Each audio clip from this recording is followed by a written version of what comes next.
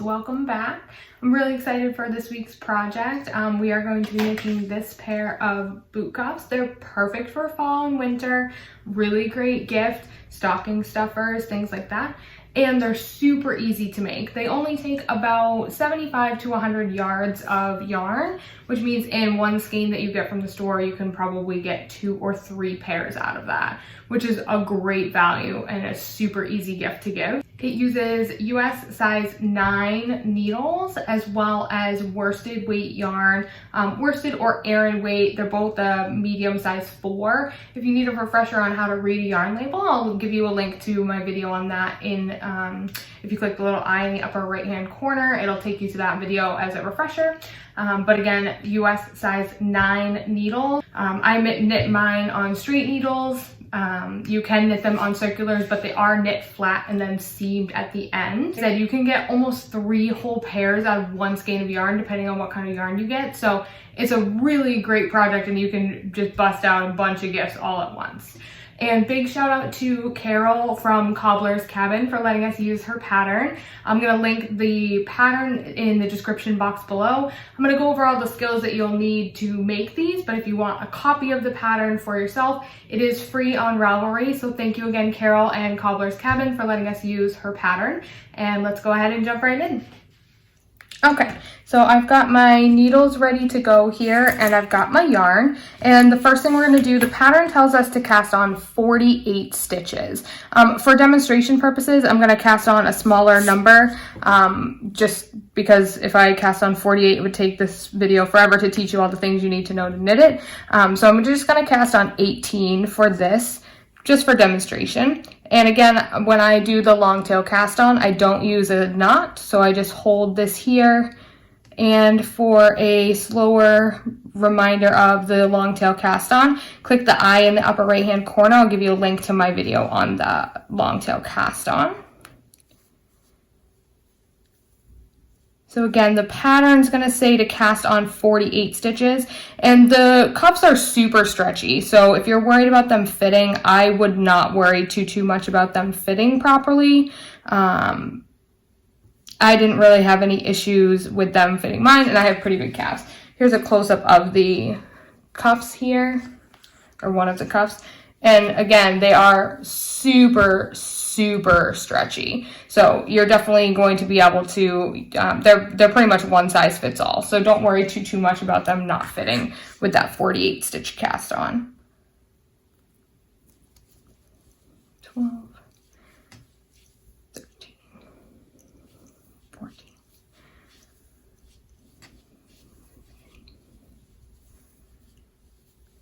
Okay, so again, I'm just going to cast on 18 stitches for demonstration purposes. It'll just go a lot faster for you guys so you can get right to knitting. So I've got my 18 stitches cast on here. And again, the pattern, you're going to have 48. And the first 6 rows are going to be 1 by 1 ribbing, which is knit 1, purl 1. So I'm going to start with a knit stitch. For a knit stitch, we go up through the bottom of the stitch to almost make an X. And then we always want to be knitting from the part attached to the ball. Don't use your tail, you'll run out of yarn super quickly. So we're going to take this, wrap it around, pull it through, and slide it off the needle.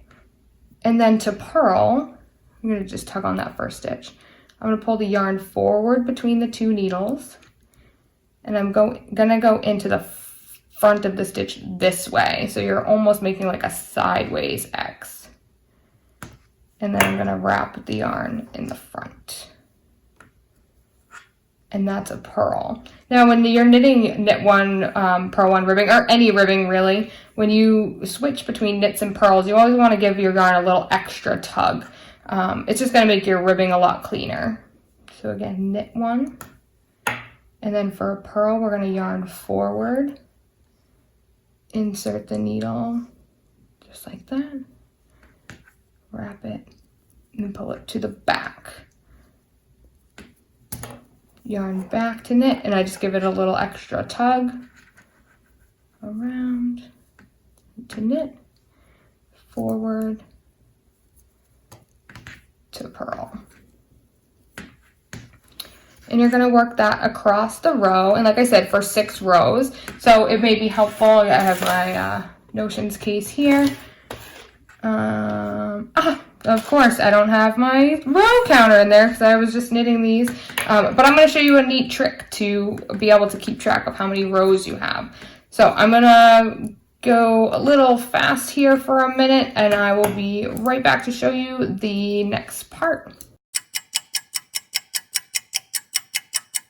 Okay, so I have here 3 rows of ribbing completed. The pattern tells you to work in 1 by 1 rib for 6 rows, but again, for demonstration purposes, I'm just going to do kind of a truncated version so I can make sure I get to all the techniques that you're going to need to make this pattern. So here is 3 rows of ribbing, and an easy way to tell how many rows that you have done, if you don't have a row counter, you lose your row counter, you forget to click your row counter, is these V's that you can see in these vertical lines are the knit stitches. And we can count how many V's we have, and that will tell us how many rows we've done. So we're gonna skip the first V because that's part of our cast on. And I can see I have 1, 2, and then I have 1 on the needle. So that means I've done 3 rows already. And you can tell that these are knit stitches because they're V's. The purl stitches look like little guys with bow tie, or not bow ties, but like they have a necktie on. So these are the purl stitches and these are the knit stitches. So if you ever forget where you are, you always want to knit the V's and purl these little necktie guys. So that's how you can always tell. And that's really important for a pattern like this because you're going to be moving between knits and purls quite often. So it's good to be able to read your knitting. It's a really good skill to have as you become more advanced in your skills as well. Okay, so once we've done our 6 rows of knit 1, purl 1 ribbing, the pattern tells us to knit 6 and then purl 6 all the way across. Again, you're going to have 48 stitches. I only have 18 just for demonstration purposes. So I'm going to knit the first 6 stitches. So again, to knit, we're going to put our needle in from front to back. And I always give my first stitch a little extra tug because the edge can get a little loosey-goosey. So this one should be a purl stitch if I was working in ribbing, but I'm not. I'm working regular knitting. So I'm going to go ahead and knit the next one. That's 2, 3, 4, 5, 6, and then it says to purl 6. So again, to purl, I'm going to yarn forward between the 2 needles, and I'm going to put my needle in the front like that, and wrap the yarn and push it back. So that's purl 1, purl 2, purl 3, 4, 5, 6. And again, the pattern is knit 6, purl 6. So now that I've purled 6, I'm going to yarn back to knit the next 6.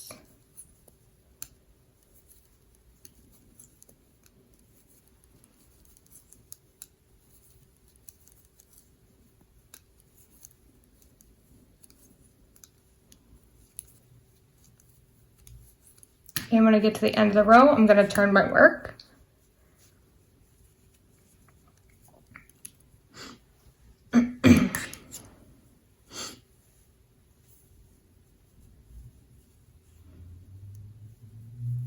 And I can see, based on those V's and bumps, that these first 6 stitches I should be purling, and these 6 stitches I should be knitting, and then these 6 ones I should be purling. And we're going to work in this knit 6, purl 6 for 6 rows to make the first row of the checkerboard, and then we're going to switch them. So I'm going to go ahead and work the next row.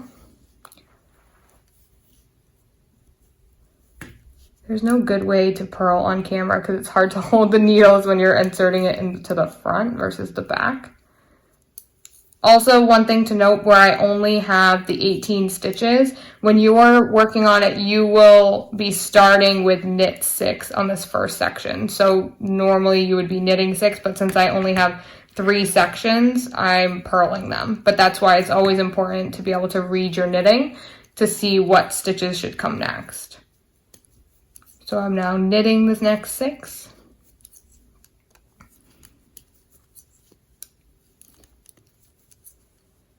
And you can see the next stitches have those little neckties, so they're going to be purled.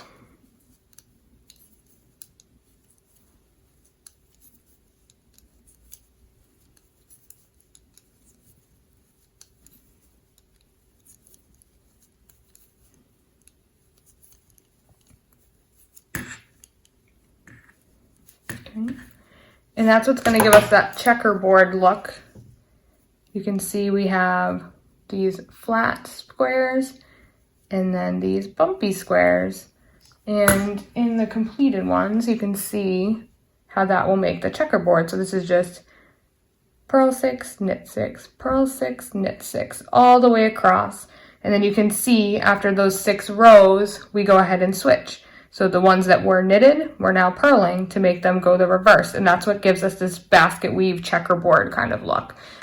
It's a lot of bang for your buck without having to do a lot of fancy stitch work. It gives you a really great texture, which is going to make it even warmer. And it's got great stretch, which makes it a really easy gift to give because it's going to fit everybody that you need. Okay. So we're going to, again, for demonstration purposes, this is a much more truncated version of the pattern. And again, in the description box below, you'll find the direct link to Carol's pattern for Cobbler's Cabin for this checkerboard boot cuff pattern, so you can download a copy of it and have it. I just wanted to show you the techniques that we would need to make this pattern. So we're going to pretend that I've done my 6 rows of knits, purls, knits, purls. So now I want to change, and these first stitches, instead of knitting them, I'm going to purl them.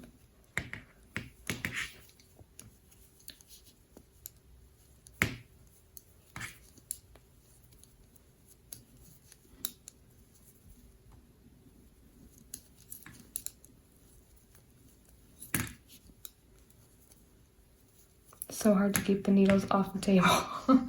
I'm so used to just knitting while laying on my couch, so it's hard to get them to not clang all over the place. So I'm knitting the next 6 stitches. And this whole pattern is just knits and purls in different combinations, and it just goes to show that a pattern doesn't have to be super complicated for it to look really interesting.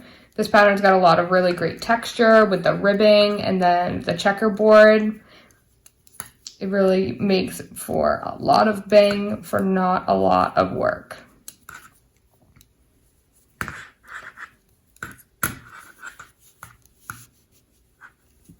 you can see there, it's a little hard to see because we've only done 1 row, but we've got our ribbing down here at the bottom. Then we've got our knit, purl, and then you can see those purl bumps on top of these knit stitches, which is going to make the next row of the checkerboard. So we're going to knit this knit 6 and knit 6, purl 6 for 6 rows, and then purl 6, knit 6 for 6 rows, and then we repeat those 12 rows again. So it's going to give you 4 rows of checkerboard. And then we're going to go back to this 1 by 1 ribbing for another 6 rows. And the next thing we're going to talk about is binding off in pattern. The pattern doesn't specifically say to bind off in pattern, but it gives it a little bit of extra stretch, which I think is super important going on to legs, depending on what kind of pants you're wearing and things like that. It's always nice to have a little extra stretch around the calf, in my personal opinion.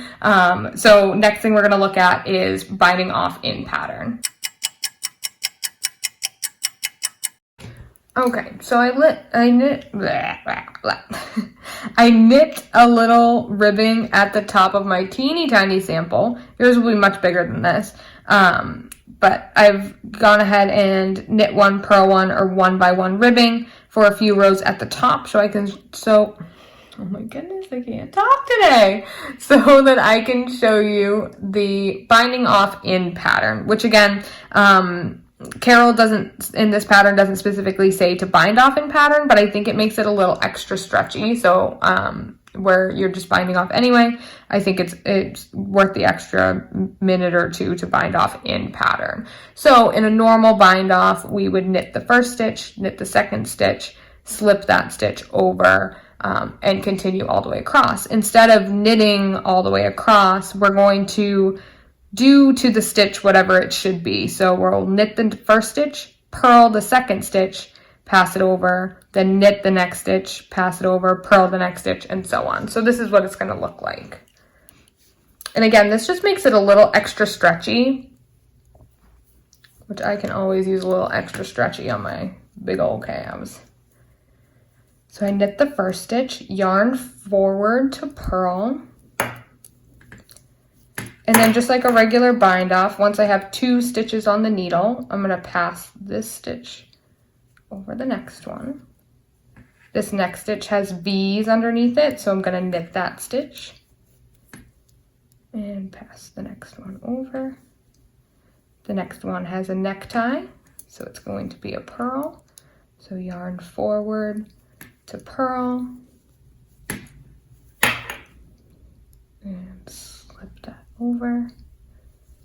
Next stitch has V's. So I'm going to knit it and slip it over.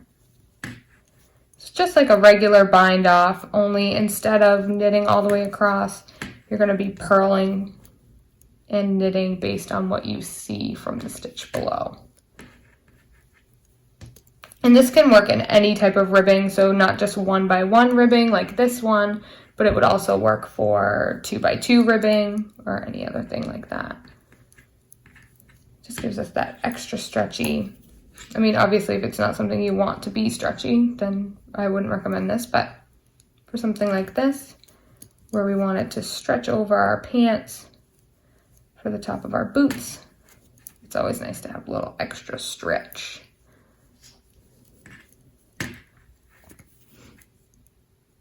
Definitely let me know in the comments below what color yarn you decided to go with for your boot cuffs. I can't wait to see these. They really are so much fun. And a great fall project or holiday gift. I'm based out of the Northeast, so we are frigid here already. And we will be for months to come, so get a lot of good use out of something like this. You can put them over leggings, over jeans, anything. And you can knit them in a bunch of different colors so that you have ones that go with any pair of boots that you have. I personally own 1 pair of boots, but I have friends who own multiple pairs of boots. So being able to match your outfit or your boots is always an option. They knit up so quickly that it's really easy to go ahead and make a whole closet worth of them. And knit purl the last stitch. And flip it over. And let me grab my scissors here. And of course I've got my handy dandy notions kit. If you haven't seen my video on my my essentials notions video, I'm going to link it here as well. So you always have the tools that you need for any project, except for my row counter, which I didn't have today, but thankfully we have a nice little trick for that. Okay, and then for the end stitch, I go ahead and pull this little tail right through the end. And I should not have made such a tiny tail because I'm not going to be able to seam anything with this. So let it be a lesson to you. Make sure you leave at least a 12 or 18 inch tail for seaming. I do have another tail on this side, so I'll be able to use that one.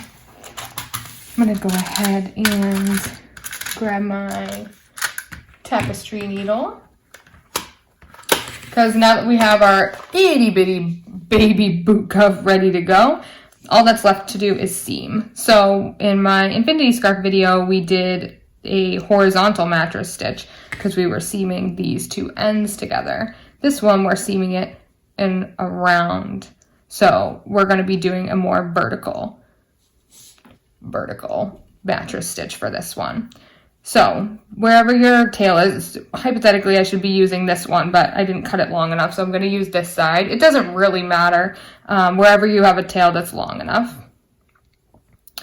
And I always work from top to bottom and right to left. For whatever reason, it just makes sense to me, so that's the way that I do it. It really isn't going to matter if your yarn is here or if you go from the bottom up. It really doesn't matter at all. The biggest thing is staying consistent with how you sew them together. Okay, so my yarn's on this side, so I'm just going to go ahead and loop it over to the other side, and I just kind of catch something that's on the end here. Okay. And then, unlike the mattress stitch that we did before, where we had those loops were really easy to see, this one's a little bit harder to see because we have the alternating stitches and things like that. So the biggest thing is find 2 loops. I have one right here and one right here. Go down 2 loops. Go to the other side, go back where that yarn was coming from. So right here is where I was last time. And find 2 loops. And then when you go back across, always go back where you were last. Grab 2 loops. And back across 2 loops. And as long as you grab 2 loops every time, try and keep them kind of in line with each other. You don't want to be going for like loops way over here or loops right at the edge and then over here, because it's not going to make a very straight seam. So try and keep your loops relatively straight. Just make for a cleaner seam. So again, this is where the yarn was coming out of. And there's 2 loops. And I always like to do a couple of them, and then I kind of give it a tug, and then I just pull it back apart. And there's your seam. And that's the last part that you have to do. You'll go all the way down, tie it with whatever end you have left, weave in your ends just like we did on the infinity scarf, and you're done. So the seam on mine, you can barely see, it's right here, but you can barely even see it.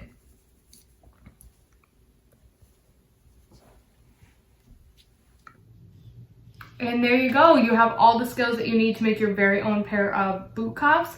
If you have any other questions or concerns, definitely leave anything in the comments section below. Always happy to help if you have any other questions.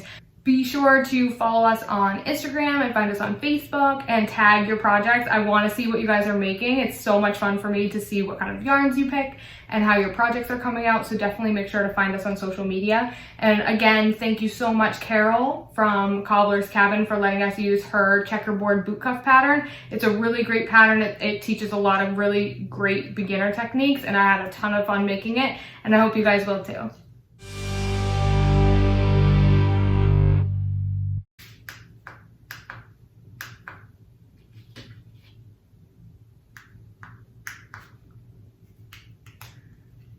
Okay.